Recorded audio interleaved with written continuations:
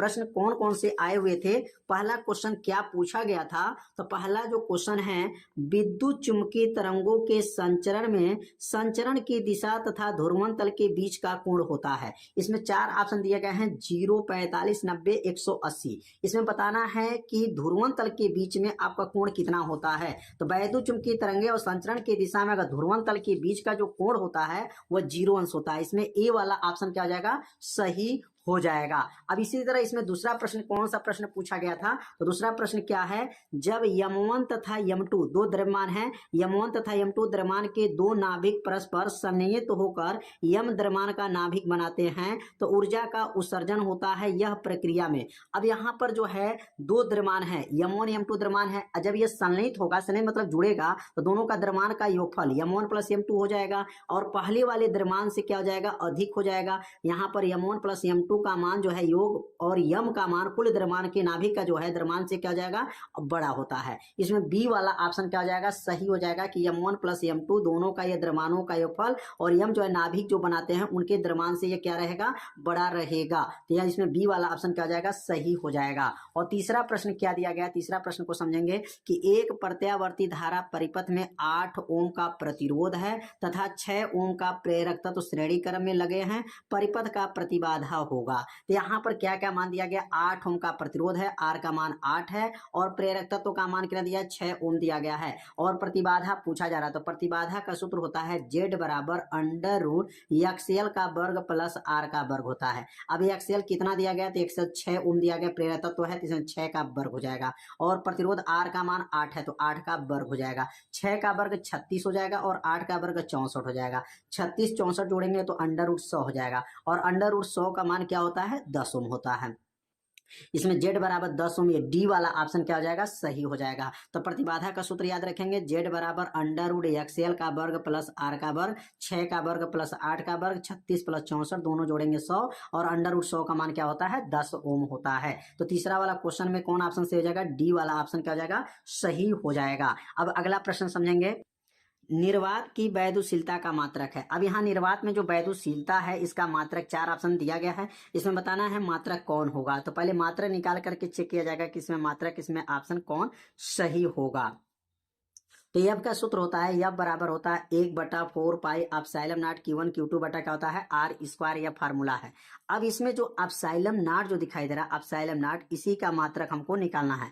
अब क्या करेंगे, एप्सिलॉन नॉट जो नीचे है उसको हम ऊपर भेज देंगे और यफ जो ऊपर है वह नीचे आ जाएगा। तो क्या बनेगा, एप्सिलॉन नॉट बराबर 1/4 पाई Q1 Q2 बटा यफ आर का स्क्वायर। अब यह जो बना है यह एप्सिलॉन नॉट का मात्रक निकालना है। तो लिखेंगे यहाँ पर एप्सिलॉन नॉट का मात्रक बराबर 1/4 पाई Q1 Q2 बटा एफ आर स्क्वायर का मात्रक हो जाएगा। अब यहाँ पर जब आप एप्सिलॉन नॉट का मात्रक जब निकालेंगे तो यहाँ पर जब इसका मात्रक निकालेंगे तो क्या बनेगा, 1/4 पाई। 1/4 पाई का मात्रक नहीं होता क्योंकि पाई का कोई मात्रक नहीं है। आवेश का मात्रक कुलाम होता है, इसलिए लिखेंगे कुलाम और ये भी मात्रक का होगा कुलाम। वह Q1 का मतलब यहाँ कुलाम 1 कुलाम 2 नहीं रहेगा, याद रखिएगा। आवेश का मात्रक कुलाम होता है और कुलाम हो गया, बल का मात्रक न्यूटन हो गया, दूरी का मात्रक मीटर हो गया, स्क्वायर है तो स्क्वायर कर लेंगे। तो कुलाम में कुलाम का अगर गुणा करेंगे तो क्या बनेगा, कुलाम का स्क्वायर हो जाएगा न्यूटन मीटर का स्क्वायर हो गया। तो न्यूटन लिखेंगे कुलाम का स्क्वायर प्रति न्यूटन मीटर का स्क्वायर। और यह ऑप्शन किस में दिया गया है, तो ऑप्शन चेक कर लेंगे कि यह मात्रक जो है कुलाम का स्क्वायर प्रति न्यूटन मीटर का स्क्वायर किस ऑप्शन में है। तो बी वाला ऑप्शन देखेंगे, कुलाम का स्क्वायर प्रति न्यूटन मीटर का स्क्वायर, ये बी वाला ऑप्शन क्या है, सही है। इसमें बी वाला ऑप्शन जो है सही माना जाएगा। अब अगला प्रश्न है, न्यूनतम आवृत्ति के वैद्युत चुंबकीय तरंग है। अब न्यूनतम आवृत्ति का जो वैद्युत चुंबकीय तरंग कौन है, पारावैगनिक किरणें, यक्स किरणें, गामा किरणें, सूक्ष्म तरंगे। तो याद रखेंगे न्यूनतम अगर आवृत्ति की बात किया जा रहा है, न्यूनतम मतलब सबसे कम की बात किया जा रहा है, तो सबसे कम आवृत्ति का वैद्युत चुंबकीय तरंगे सूक्ष्म तरंगे होते हैं। इसमें डी वाला ऑप्शन क्या हो जाएगा, सही हो जाएगा, सूक्ष्म तरंगे हैं।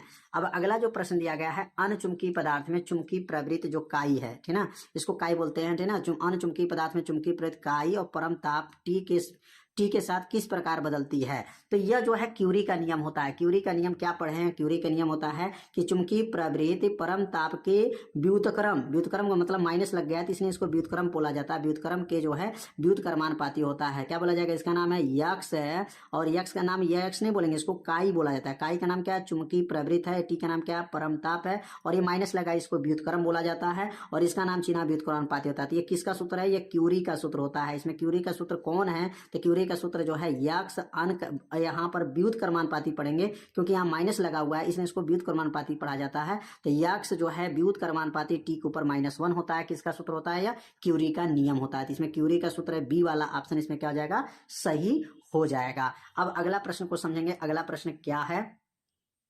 अब अगला जो प्रश्न दिया गया है, पूर्ण आंतरिक परावर्तन से क्या तात्पर्य है? किरण आरेख बनाकर दिखाइए। तो पूर्ण आंतरिक परावर्तन का परिभाषा बताना है और किरण आरेख बनाना है। तो सबसे पहले यहाँ पर पूर्ण आंतरिक परावर्तन की परिभाषा क्या है? तो पहले परिभाषा को समझ लेते हैं कि जब सघन माध्यम में स्थित जो आपतन कोण होता है अगर क्रांति कोण से अधिक हो जाता है तो प्रकाश की किरणें उसी माध्यम में वापस लौट जाती हैं। इस घटना को पूर्ण आंतरिक परावर्तन कहा जाता है। तो यहाँ पर परिभाषा सबसे पहले लिख लेंगे। जब परिभाषा लिखेंगे, जब सघन माध्यम में, जब सघन माध्यम में, सघन माध्यम में, सघन माध्यम में स्थित, सघन माध्यम में, माध्यम में स्थित, सघन माध्यम में स्थित वह आपतन कोण, वह आपतन कोण, वह आपतन कोण, सघन माध्यम में स्थित वह आपतन कोण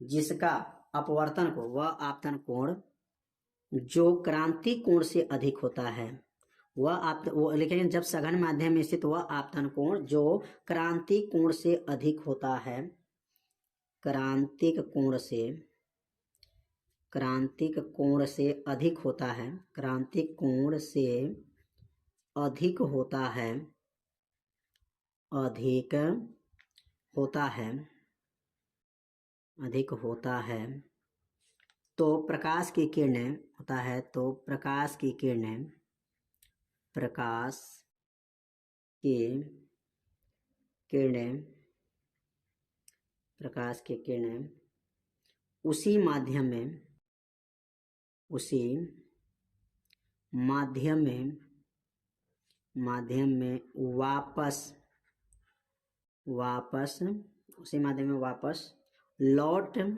वापस लौट जाती हैं, लौट जाती हैं।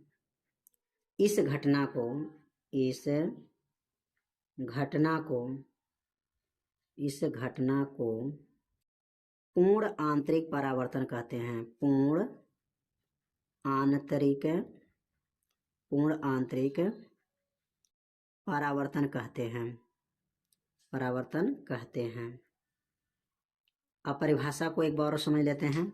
जब सघन माध्यम में स्थित वह आपतन कोण जो क्रांति कोण से अधिक होता है। अब देखिए क्रांति कोण से जब अधिक होगा, जैसे यहाँ पर अगर इसका अगर हमको आरेख खींचना हो तो कैसे आरेख खींचेंगे? तो सबसे पहले यह तो अभिलंब हो गया, और ऊपर जो है सघन माध्यम में स्थित वह आपतन कोण जिसका क्रांति कोण, जैसे क्रांति कोण अधिक हो गया, यह कोण का मान अधिक हो गया, क्रांति कोण का मान अधिक होता है, तो ये जो प्रकाश किरणें जो आ रहा था इधर जा रहा था, ये प्रकाश किरणें इधर वापस लौट जाएगा उसी माध्यम में। जब ये क्रांति, यह मान बढ़ेगा, ये क्रांति कोण है, मान बढ़ेगा तो ये प्रकाश किरणें उसी माध्यम में वापस लौट जाता है। इस घटना को पूर्ण आंतरिक परावर्तन कहते हैं। तो क्रांति कोण कहाँ है? क्रांति कोण यह है, क्रांति कोण का मान जब अधिक होगा तो प्रकाश किरणें आएगा और ये माध्यम में जो उसी माध्यम में आया उसी माध्यम में वापस लौट जाता है। इस घटना को क्या कहा जाता है? पूर्ण आंतरिक परावर्तन कहा जाता है। जब इसका मान अधिक होगा तभी प्रकाश किरणें आएगा। क्रांति कोण तक है तब तो ये 90 अंश पे जाएगा, और क्रांति कोण से जब अधिक होगा, जब ये कोण बड़ा बनेगा तो ये प्रकाश किरणें ऊपर की तरफ जो जिस माध्यम से आएगा उसी माध्यम में वापस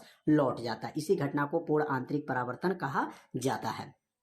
तो पूर्ण आंतरिक परावर्तन की परिभाषा आप सभी लोग अच्छे से समझ लिए होंगे कि सघन माध्यम में स्थित वह आपतन कोण, यह आपतन कोण भी है लेकिन ये क्रांति कोण से अधिक हो गया। क्रांति कोण जो होता है इससे बड़ा हो जाए तो जो प्रकाश के किरणें आएगा उसी माध्यम में वापस लौट जाता है। इसी घटना को पूर्ण आंतरिक परावर्तन कहा जाता है। अब अगला प्रश्न समझेंगे। तो जो अगला प्रश्न है, समस्थानिक एवं संभारिक नाभिकों में अंतर समझाइए। समस्थानिक और संभारिक नाभिकों में क्या अंतर है? तो यहाँ सबसे पहले आपको कॉलम बनाना होगा, ए को लिखना होगा समस्थानिक और ए को लिखना है संभारिक। तो यहाँ लिखेंगे समस्थानिक या समस्थानिक, क्योंकि अंतर बताना है तो इधर हो जाएगा समस्थानिक हो जाएगा और इधर जो बनेगा संभारिक हो जाएगा, संभारिक हो गया। अब समस्थानिक और संभारिक में क्या अंतर है, आपको अंतर स्पष्ट करना है। अब यहाँ दो कॉलम बना लेंगे। अब समस्थानिक में क्या लिखाएगा और संभारिक में क्या लिखाएगा, ये आपको ध्यान देना है। बहुत आसान है, बस थोड़ा सा ध्यान देंगे आपको अंतर जो है याद हो जाएगा। अब लिखेंगे जिन तत्वों के, यहाँ लिखेंगे जिन तत्वों के, लिखेंगे यहाँ पर जिन तत्वों के परमाणु क्रमांक, जिन तत्वों के परमाणु क्रमांक समान हो। कौन हो? परमाणु क्रमांक जो हो समान हो, परमाणु क्रमांक समान हो परंतु द्रव्यमान संख्या समान न हो, द्रव्यमान संख्या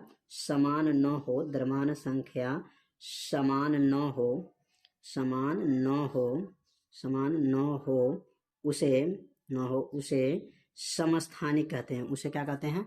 समस्थानिक कहते हैं। उसे समस्थानिक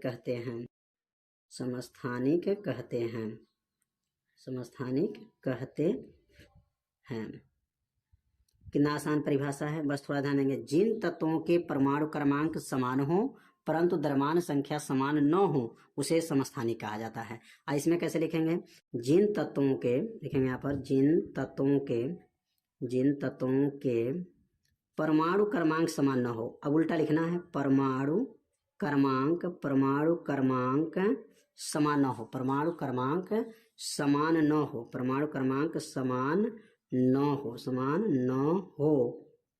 हो परंतु द्रव्यमान संख्या समान हो। परंतु क्या लिखेंगे? द्रव्यमान संख्या समान हो, द्रव्यमान संख्या क्या हो जाए? समान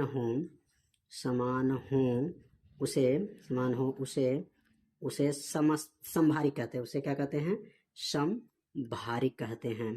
तो संभारिक और समस्थानिक में अंतर बताना था। संभारिक कहते हैं, बहुत आसान अंतर है, बस थोड़ा सा आपको ध्यान देना है। कैसे बोलेंगे? जिन तत्वों के परमाणु क्रमांक समान हो परंतु द्रव्यमान संख्या समान न हो उसे क्या कहते हैं? समस्थानिक कहते हैं। और जिन तत्वों के परमाणु क्रमांक समान न हो परंतु द्रव्यमान संख्या समान हो, देखिए एकदम उल्टा लिखा गया है, उसको संभारिक कहते हैं। तो समस्थानिक और संभारिक नाभिकों में अंतर आपको बताना था, तो ये अंतर आप लोग को अच्छे से समझ में आ गया होगा। अब अगला प्रश्न समझेंगे।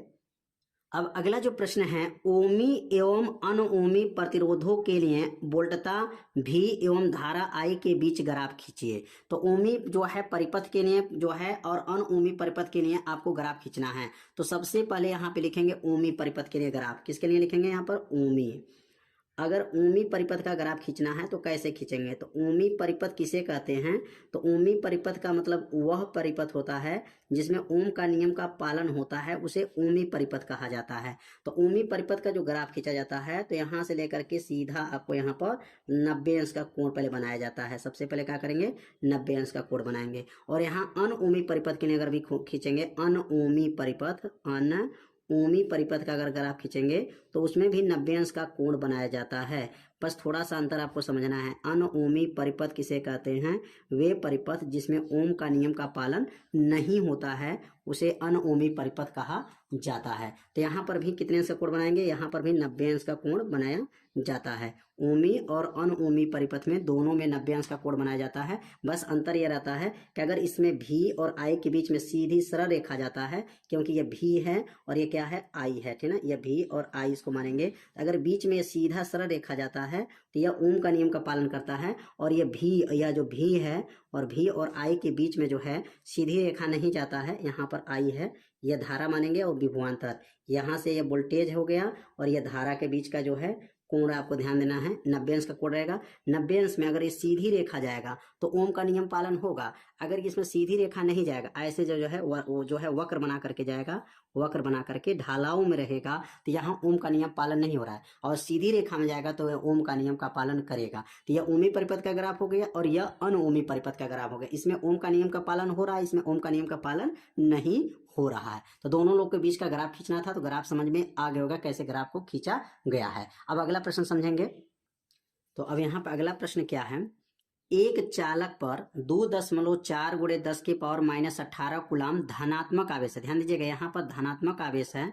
बताइए कि चालक पर कितने इलेक्ट्रॉनों की कमी या अधिकता है। तो यहाँ पर सबसे पहले यहाँ पर किसका मान दिया गया है, तो आवेश का मान दिया गया है। आवेश का मतलब क्यू का मान कितना दिया गया है, तो लिखेंगे क्यू बराबर प्रश्न में दिया गया है 2.4 गुणे 10 के पावर यहाँ पर -18 कूलाम का आवेश दिया गया, क्यू का मान हो गया। और यहाँ पर बताना है कितने इलेक्ट्रॉनों की संख्या होगा, तो n बराबर प्रश्नवाचक हो जाएगा। और ई का मान आप लोग जानते हैं कितना होता है, 1.6 गुणे 10 के पावर -19 कूलाम होता है। ये किसका मान है, तो ई का मान होता है 1.6 गुणे 10 के पावर -19 कूलाम होता है। अब यहाँ पर सूत्र होता है क्यू बराबर होता है, क्यू बराबर क्या है, ENI होता है। क्यू बराबर क्या होता है, ENI। तो क्यू बराबर ENI में इसमें n का मान पूछा जा रहा है, तो इसका मतलब NE किसके बराबर हो जाएगा, तो NE क्यू के बराबर होगा। तो n किसके बराबर हो जाएगा, तो n बराबर होगा q बटा e हो जाएगा। इसमें मान को भरेंगे तो n बराबर हो जाएगा q का मान। तो q का मान कितना दिया गया, 2.4 गुणे 10 के पावर -18। तो 2.4 गुणे 10 के पावर -18 दिया गया है, बटा e का मान होता है 1.6 गुणे 10 के पावर -19 कूलाम होता है। -19 घात ऊपर चला जाएगा तो क्या बनेगा, n बराबर हो जाएगा। और दशमलव आपस में बराबर है तो दशमलव हटा दीजिए, 24 गुणे 10 के पावर -18 था और -19 ऊपर चला जाएगा तो +19 हो जाएगा, बटा क्या हो जाएगा, 16 हो जाएगा। अब यहाँ पर जो है क्या बनेगा, अब 19 घात में से 18 घात घटा देंगे तो n बराबर क्या बनेगा, 24 गुणे 10 के पावर 19 में से 18 जाएगा तो 1 हो जाएगा, पूरे का बटा हो जाएगा, नीचे हो जाएगा 16। अब n बराबर 24 में 10 का गुणा करेंगे तो 240 हो जाएगा, 240 बटा 16 हो जाएगा। 16 से भाग कर दीजिए, 16 से जब भाग करेंगे तो n बराबर कितना आ जाएगा, तो n बराबर आएगा 15 आ जाएगा। कितना आएगा, n का मान 15 जो है इलेक्ट्रॉनों की। अब यहाँ पर बताना है इलेक्ट्रॉनों की अधिकता होगी कि कमी होगी। तो यहाँ पर देखिए धन आवेश है, जब धन आवेश होता है ना तो इलेक्ट्रॉनों की कमी होता है, और ऋण आवेश होता है ना, ऋण आवेश होता है तो इलेक्ट्रॉनों की अधिकता होता है। यहाँ लिखेंगे 15 इलेक्ट्रॉनों की कमी होगी, 15 इलेक्ट्रॉनों की कमी होगी, 15 इलेक्ट्रॉनों की कमी होगी। कैसे पता चला कि इलेक्ट्रॉनों की कमी, क्योंकि इसमें धन दिया है।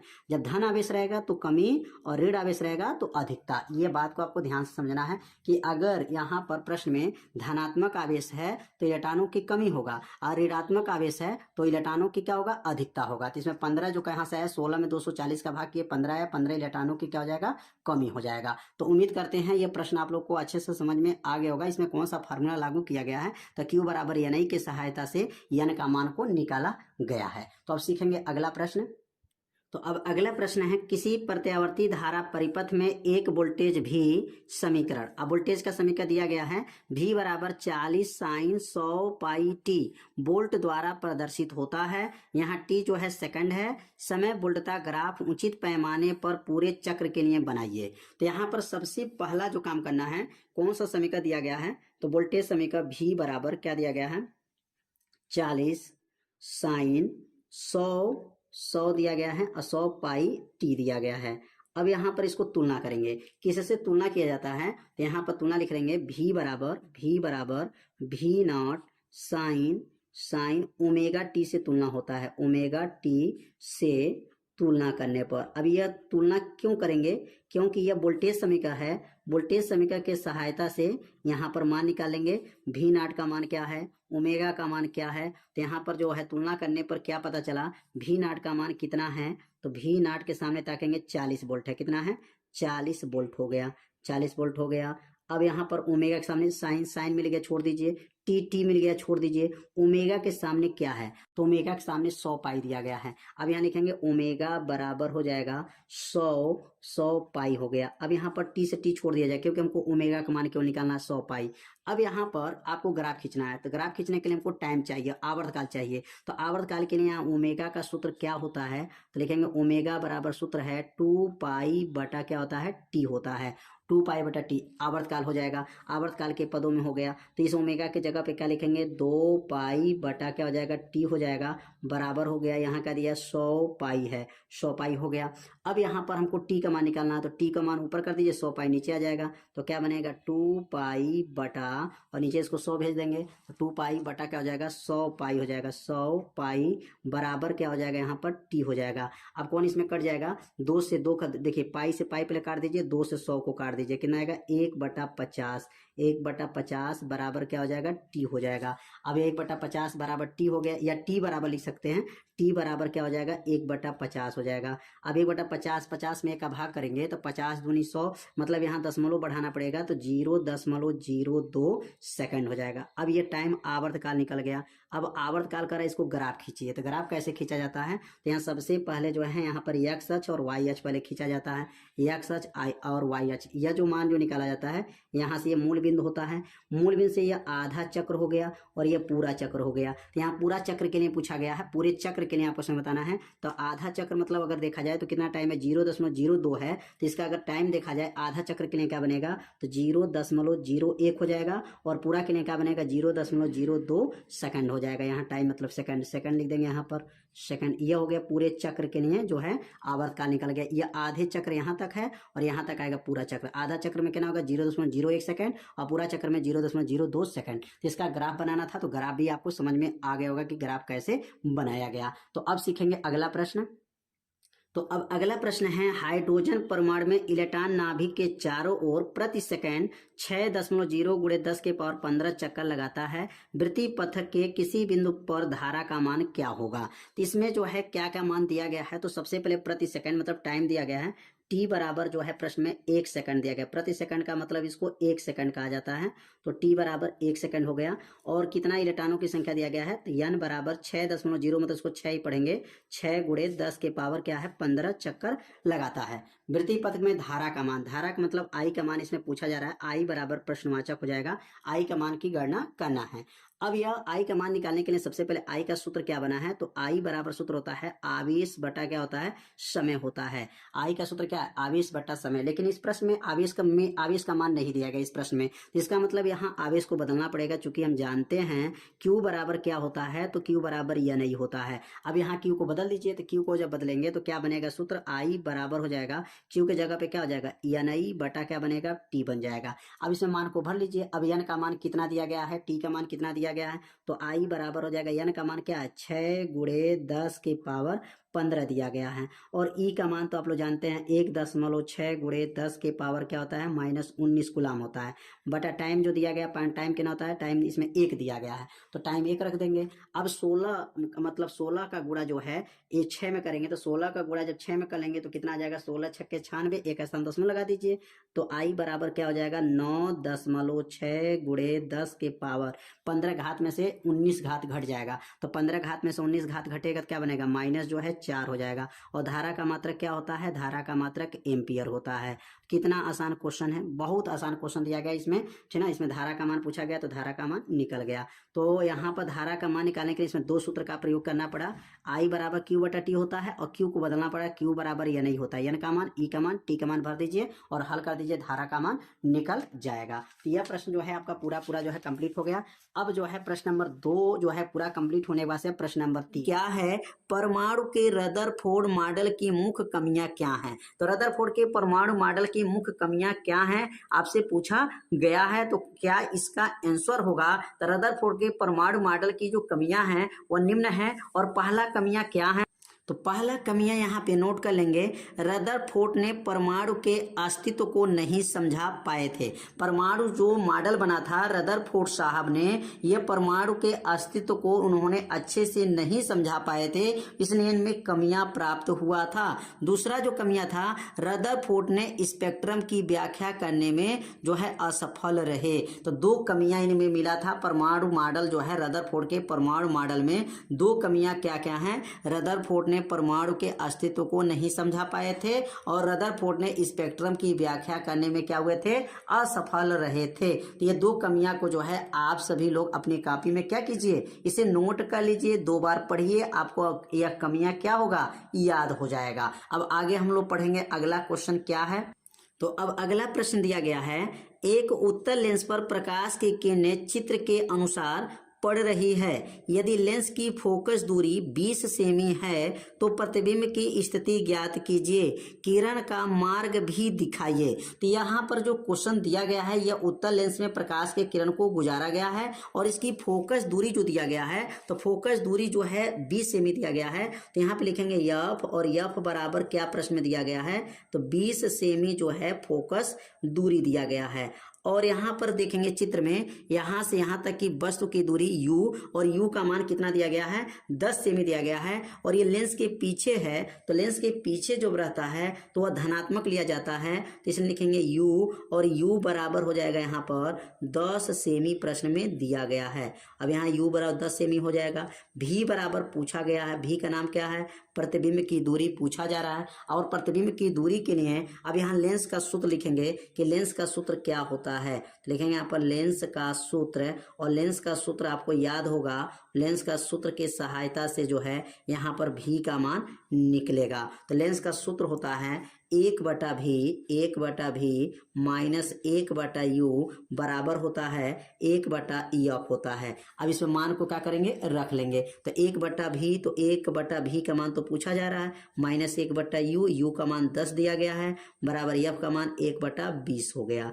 अब ये माइनस है, पक्षांतर कर देंगे तो क्या बन जाएगा प्लस बन जाएगा। तो 1/v बराबर क्या हो जाएगा, ये माइनस पक्षांतर होगा तो 1/20 प्लस 1/ क्या हो जाएगा 10 हो जाएगा। अब यहाँ पर एलसीएम ले लेंगे तो 20 और 10 का एलसीएम अगर लिया जाएगा तो 20 एलसीएम हो जाएगा। अब 20 एलसीएम हो जाएगा तो यहाँ पर कितने से गुणा करें 20 हो जाए, 2 से गुणा कर लीजिएगा तो 10 दूनी 20 हो जाएगा। तो यहाँ ऊपर क्या बनेगा 1 + 2 हो जाएगा, 2 से ऊपर नीचे गुणा होगा तो हर आपस में क्या होगा बराबर हो जाएगा। तो 1/v बराबर हो जाएगा। अब यहाँ पर 2 और 1 जोड़िए कितना हो जाएगा 3 बटा क्या हो जाएगा 20 हो जाएगा। अब यहाँ पर इस मान को उल्टा कर लीजिए क्योंकि भी का मान ज्ञात करना है, तो भी बराबर निकालेंगे तो इसका उल्टा होगा तो 20/3 हो जाएगा। अब 3 से जब भाग करेंगे तो क्या आ जाएगा 6.67 सेमी, यही प्रतिबिंब की क्या हो जाएगा यह दूरी हो जाएगा। तो प्रतिबिंब की दूरी 6.67 सेमी जो है प्रतिबिंब की दूरी है। अब इस किरण मार्ग में भी दिखाना है, तो किरण मार्ग में कैसे दिखाया जाएगा, तो सबसे पहले जो उत्तल लेंस जो बना हुआ था आकृति जो प्रश्न में दिया गया था,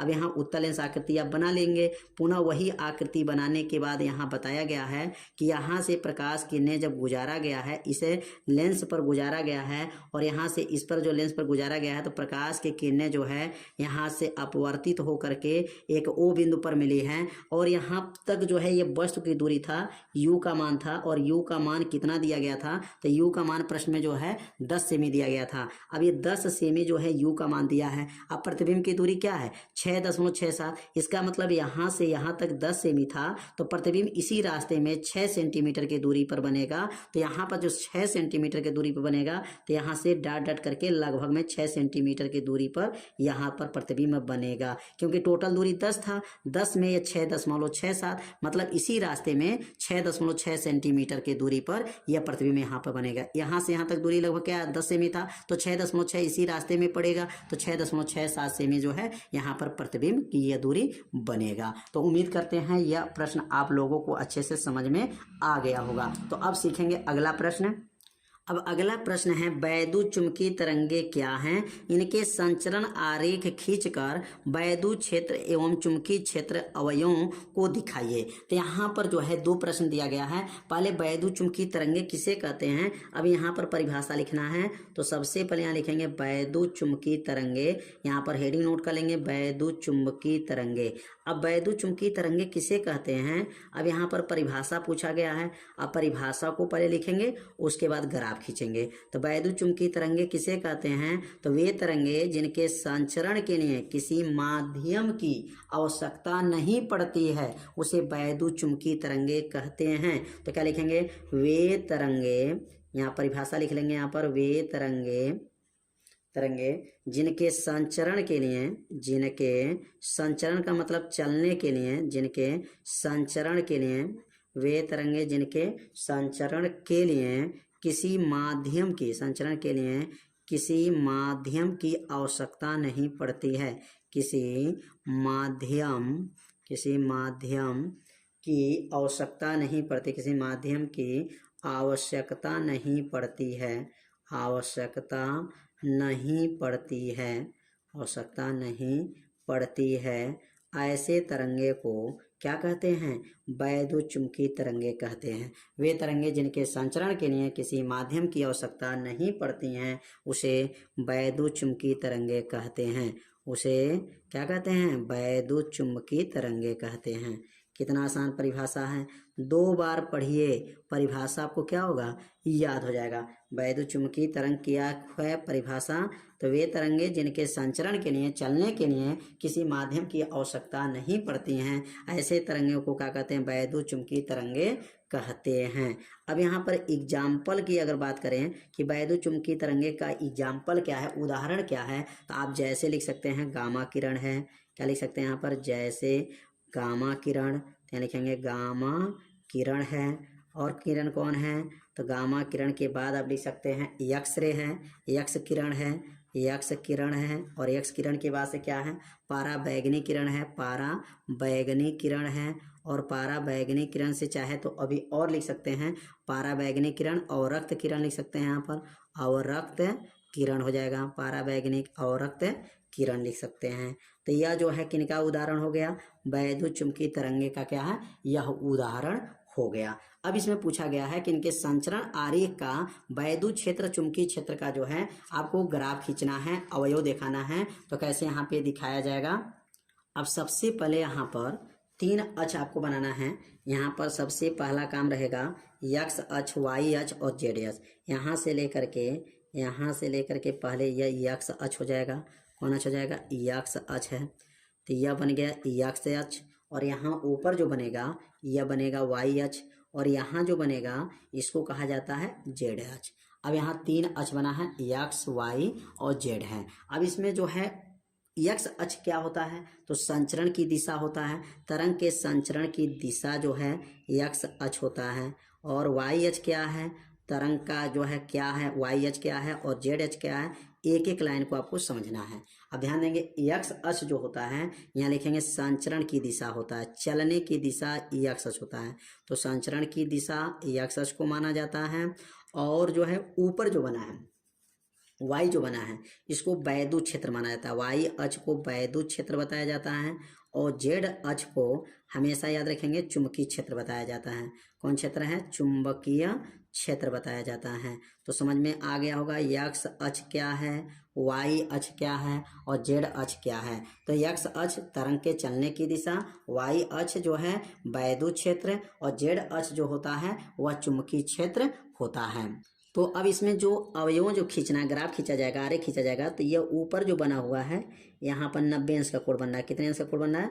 90 अंश का कोण बना है। और किस क्षेत्र में बना है? तो यह पहले वैद्युत क्षेत्र में बना है। तो वैद्युत क्षेत्र में जब 90 अंश का कोण बनेगा तो एक बार वैद्युत क्षेत्र में बनेगा, एक बार चुंबकीय क्षेत्र में बनेगा, एक बार क्या बनेगा? चुंबकीय क्षेत्र में लंबवत होगा, पुनः एक बार जो है वैद्युत क्षेत्र में होगा। मतलब एक दूसरे का उल्टा, मतलब एक बार ऊपर तो एक बार नीचे, एक बार ऊपर एक बार नीचे, ऐसे बनता जाएगा लंबवत जो रहेगा। तो यहाँ 90 अंश का कोण बना है और यहाँ एक बार ऊपर 90 अंश का कोण बना है।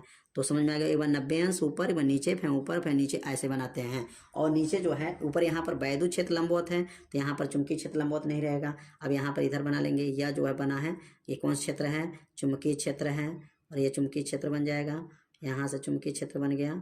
और यहाँ से जो है ये बना हुआ है कौन क्षेत्र है? ये वैद्युत क्षेत्र बन जाएगा क्योंकि नीचे अब लंबवत है। तो नीचे जब लंबवत रहेगा तो यह वैद्युत क्षेत्र हो जाएगा।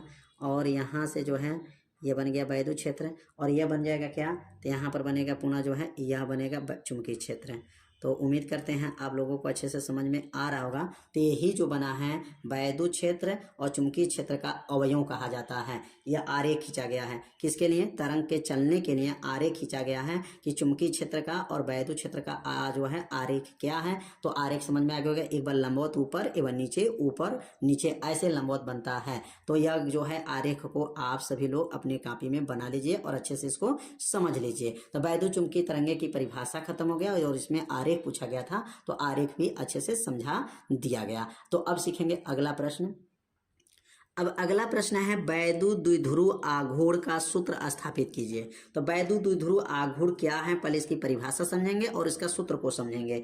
तो ध्यान देंगे, लूप में जो प्रवाहित धारा है और क्षेत्रफल के गुणनफल को जो है चुंबकीय द्विध्रुव आघूर्ण कहा जाता है। तो यहाँ पहले इसकी परिभाषा को लिख लेंगे। तो यहाँ लिखेंगे लूप में लूप में प्रवाहित धारा, लूप में लिखेंगे प्रवाहित धारा, लूप में प्रवाहित धारा और क्षेत्रफल, और लूप का क्षेत्रफल, लूप का क्षेत्रफल के गुणनफल को, क्षेत्रफल के गुणनफल को, क्षेत्रफल के गुणनफल को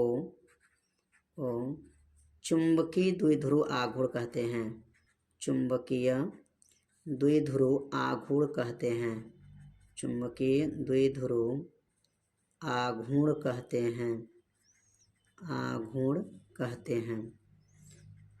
कितना आसान है, बस थोड़ा सा आपको ध्यान देना है। लूप में प्रवाहित धारा और लूप के क्षेत्रफल के गुणनफल को चुंबकीय द्विध्रुव आघूर्ण कहते हैं। इसे यम से प्रदर्शित करते हैं। इसे किससे प्रदर्शित करते हैं? इसे यम से प्रदर्शित करते हैं, यम से प्रदर्शित करते हैं। अब यहाँ यम से प्रदर्शित करते हैं। और ये कौन राशि है? तो लिखेंगे यह जो है सदिश राशि है। क्या लिखेंगे? यह सदिश राशि है। तो कहेंगे चुंबकीय द्विध्रुव को यम से प्रदर्शित करेंगे और यह सदिश राशि है। देखिए यहाँ पर यह सदिश राशि है, सदिश राशि है। तो या तो परिभाषा हो गया, कितना आसान है। लूप में प्रवाहित धारा और लूप के क्षेत्रफल के गुणनफल को चुंबकीय द्विध्रुव आघूर्ण कहते हैं। इसे यम से प्रदर्शित करते हैं और यह एक कौन राशि है? सदिश राशि है। तो सूत्र क्या बनेगा? अब तो यहाँ पे इसका सूत्र लिखेंगे। यम बराबर क्या बनेगा? चुंबकीय द्विध्रुव आघूर्ण यम बराबर हो गया धारा, धारा मतलब आई हो जाएगा, और क्षेत्रफल का मतलब यहाँ पर ए हो जाएगा। तो यम बराबर क्या बन गया? आई ए बन गया। यह सूत्र बन गया यम बराबर आई ए। किसका सूत्र है? चुंबकीय द्विध्रुव आघूर्ण का सूत्र है। अब यदि लूप में फेरों की संख्या, यहाँ लिख दें, यदि लूप में, यहाँ लिखेंगे यदि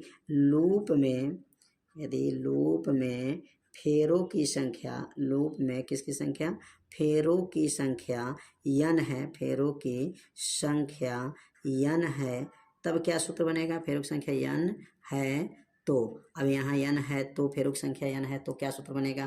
तो सूत्र हो जाएगा यम बराबर, सूत्र बनेगा n आई ए हो जाएगा। और यही जो सूत्र जो आएगा यही चुंबकीय द्विध्रुव आघूर्ण का सूत्र हो गया। तो यहाँ पर समझ में आ गया होगा कि यहाँ सूत्र कैसे बना है। यह आई ए है, इसमें फेरों की संख्या 1 है, लेकिन इसमें फेरों की संख्या n है, इसलिए यम बराबर n आई ए है। नीचे लिखेंगे यही चुंबकीय, नीचे क्या लिखेंगे? यही चुंबकीय द्विध्रुव, लिखेंगे यही चुंबकीय द्विध्रुव आघूर्ण का, चुंबकीय द्विध्रुव आघूर्ण का सूत्र है, चुंबकीय द्विध्रुव आघूर्ण का क्या है? सूत्र है।